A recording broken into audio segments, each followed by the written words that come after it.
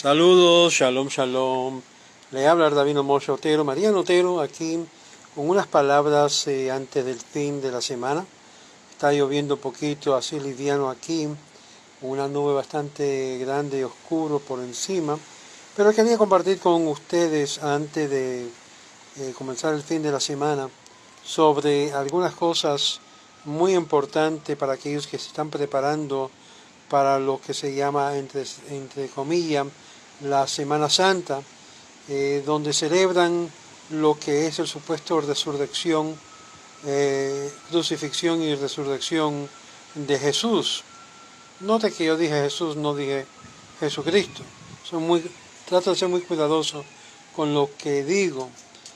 Como muchos de ustedes saben, soy judío y nosotros no creemos que Jesús es el Cristo, el Mesías, porque no lo logró hacerlo. Y esto ha sido la contienda y el debate histórico por miles de años, y aún hasta ahora podemos decir no se ha realizado todo lo que los apóstoles y discípulos habían dicho que iba a venir y no ha venido. Estamos hablando de Jesús. El Cristo es otra cosa, un tema separado. Pero quería también compartir con muchos de ustedes y entender que para nosotros Jesús murió, se suscitó y se levantó despierto, lo pudieron salvar de su estado moribundo, y eso hay mucha prueba aún de su ilustre Nuevo Testamento, donde indica en las palabras griegas tales palabras clave como elgeiros y anastasis, que implica totalmente lo opuesto de una resurrección, sino implica y se entiende que simplemente se levantó de su cama, ahí que habían puesto en la tumba, que había sido hecho y creado por Arimatea, que era un hombre muy rico, con Nicodemos y otros fariseos de su tiempo, que tenían la plata. Todo esto, amigos, está basado en los manuscritos de Mateo, Marcos y Lucas y aún Juan, donde damos un vistazo de lo que realmente sucedió, no lo que la iglesia por siglos ha contado su versión y han tergiversado con sus traducciones. Y es por eso que cuando uno conoce los manuscritos, conoce el griego, conoce un poquito del arameo y el hebreo, llega a comprender que lo que ocurrió en la tumba no fue nada corto de lo que es una suscitación. Así que lo despertaron, le trajeron lo que es los primeros auxilios. ¿Y quién más que Nicodemos y el fariseo Arimatea, que eran millonarios, bien conectados también con Roma?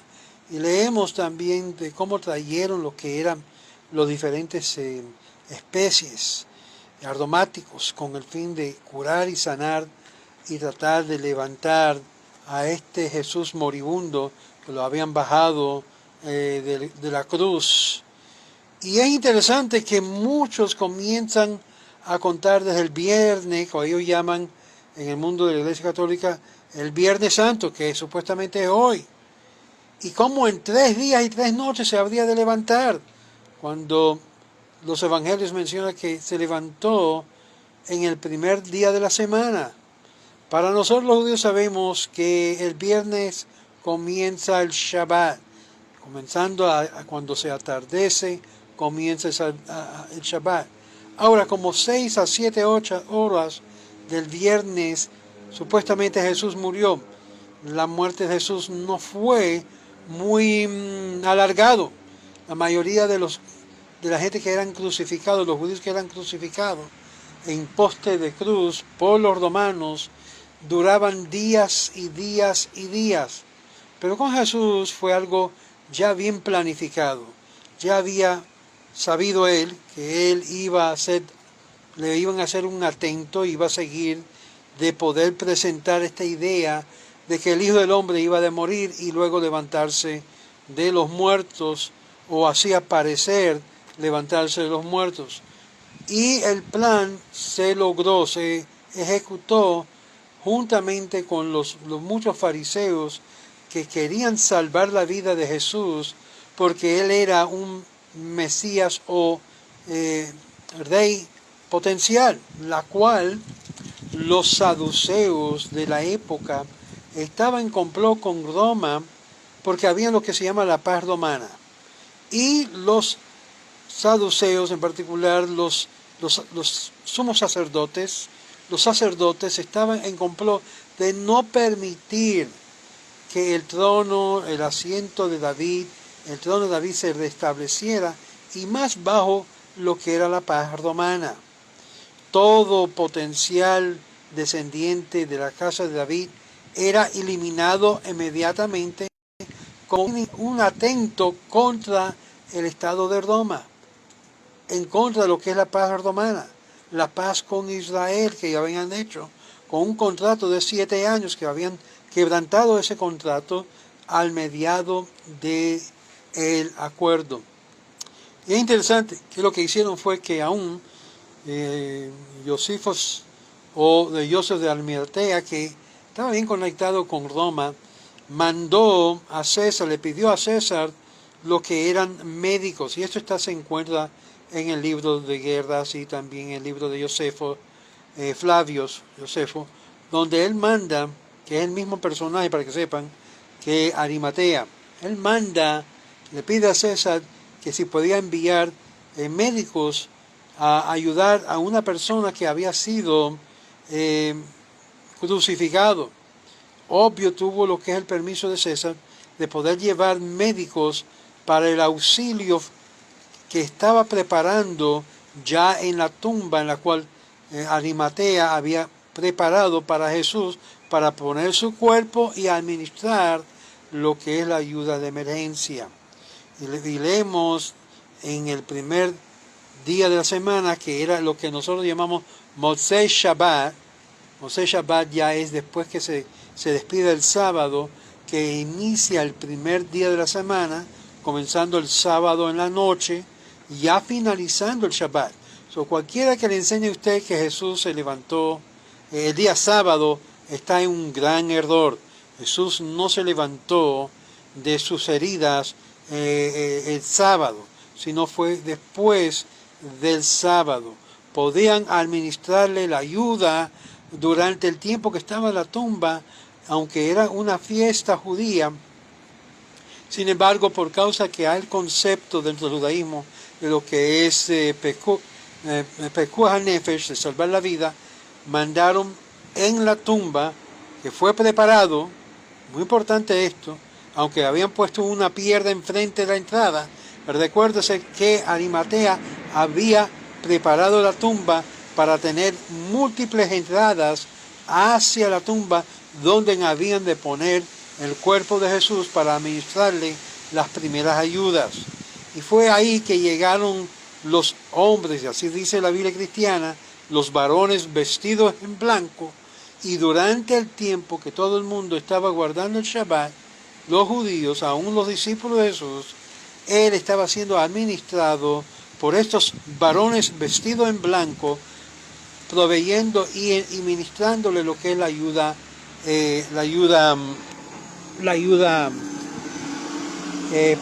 primeriza. Y es ahí donde vemos la importancia de qué fue lo que hizo inmediatamente después, el primer día de la semana. Ya se recogió lo que eran todos los asuntos del ropaje y vestuario, la sangre y todo eso. Lo doblaron ahí mismo donde se había acostado el cuerpo de Jesús. Le habían administrado lo que era la primera ayuda, y como resultado de repente dice erguidos, que él se levantó. Interesante que la iglesia, con el fin de encubrir lo que realmente sucedió, en algunos de los manuscritos del siglo XV y XVI introducieron la palabra necro a muchos de estos pasajes. ¿Por qué? Porque anteriormente no se encuentra la palabra necros. ¿Qué es necros en griego? Necro significa muerte. Literalmente hallamos la mano manipuladora de la tergiversación de las traducciones de la Biblia cristiana, cómo cambiaron de donde decía solamente y se levantó a decir se levantó de los muertos, porque obviamente esa palabra, esa expresión necro en griego no aparece en la mayoría de los manuscritos antes del siglo XV, dando de entender que la iglesia tuvo que encubrir su mentira en ese punto.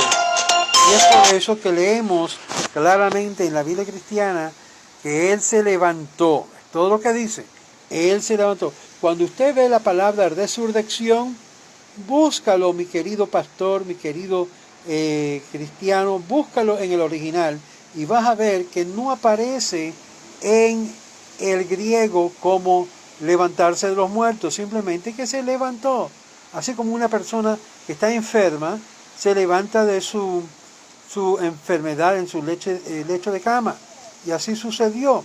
Hay otra palabra que deben de conocer o saber sobre este texto tan importante sobre el día de la supuesta resurrección. Digo supuesta resurrección porque realmente no fue que resucitó, sino fue despertado. Y la palabra que usa también en el griego cuando dice que se despertó es la palabra anastasis. Es decir, lo estimularon, lo promovieron para que se despertara. ¿Qué significa eso? Eso significa que claramente había administración de tratar de levantarlo de ese estado de moribundo. Es por eso que vemos claramente, tengo personas llamando en vivo y estoy declinando las llamadas por atender a este punto muy importante antes de comenzar lo que es el fin de semana. Y es ahí donde hallamos algo muy importante, donde dice anastasis, que fue estimulado a despertarse, que fue en sí administrado lo que puedes decir CPR. Aquellos que son médicos saben muy bien que cuando bajaron Jesús de la cruz, estaba sangreando, es decir, que habían puesto una espada o un objeto a su costado que comenzó a salir sangre y agua y se desmayó casi inmediatamente después, pero le administraron lo que es muchos de lo que se considera anestesia natural para matar el dolor y para tratar de inmediatamente bajarlo de ahí, porque como había dicho, era normal de ver muchos crucificados pasar días y horas y un proceso horrible de ser matado despacito, no de inmediato. Y esto es lo que hacían los romanos con muchos de los judíos, y en particular aquellos judíos que eran problemáticos, que eran envueltos con lo que es tratar de crear una revolución en Israel contra el poderío romano. Algo que Jesús claramente representaba una gran amenaza al poderío romano por parte de los celotes, de los revolucionarios judíos que querían echar fuera a la ocupación romana. Esto es muy importante utilizar las palabras correctas.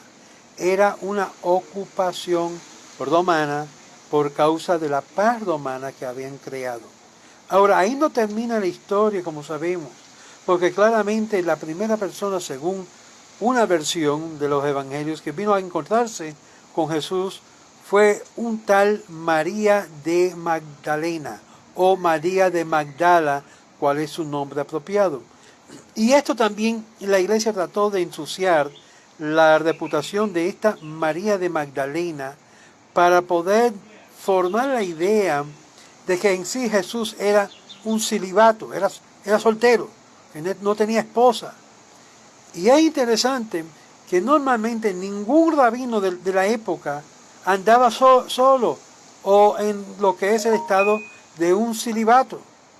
Claramente contrario a la tradición de los rabinos que tenían que tener su propia esposa. Algo que la gente no ha llegado a pensar. Entonces, ¿dónde está la esposa de Jesús? ¿Quién era la esposa de Jesús? Pues vemos, y esto es interesante, que a propósito hay varios María. María de Magdalena, de Magdalia, que la palabra Magdalia significa de la torre, de la torre. Literalmente ella era descendiente también de la casa de David, esta María de Magdalena o de Magdalia. Y es interesante, ¿qué es lo que leemos en el Evangelio? Ella salió a encontrarse con Jesús, estaba contento a verlo, y su primera intención era de qué, y lo dicen los Evangelios, fue de ir y abrazarlo. Y es interesante que el griego dice que le apretó fuertemente, es decir, lo abrazó con un amor increíble. De verdad, debes de conocer el griego para apreciar la forma como lo dice ahí en el griego. Pero es claramente que esa expresión de abrazo, de cariño, que normalmente ningún rabino, esto lo puede estudiar usted mismo si desea, ningún rabino del tiempo que era de categoría permitía que otra mujer que no era su esposa lo abrazara. Aún el escándalo que ocurrió, que estaban en la casa de algunos fariseos, cuando una mujer de muy agradecido le abrió lo que eran ciertas botellas de mirra y otros elementos muy costosos, se lo echó a los pies de Jesús para en sí mostrar su agradecimiento, y aún así, siendo que esa mujer no era la María Magdalena que luego la iglesia inculca que era,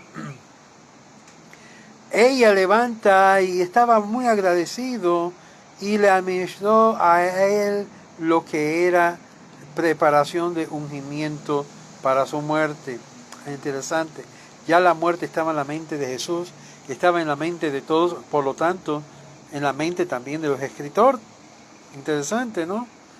Esta mujer que le abrió las botellas de aceite, de mirra y todo esto, y se lo derramó muy costoso sobre los pies de Jesús, no era María de Magdalena.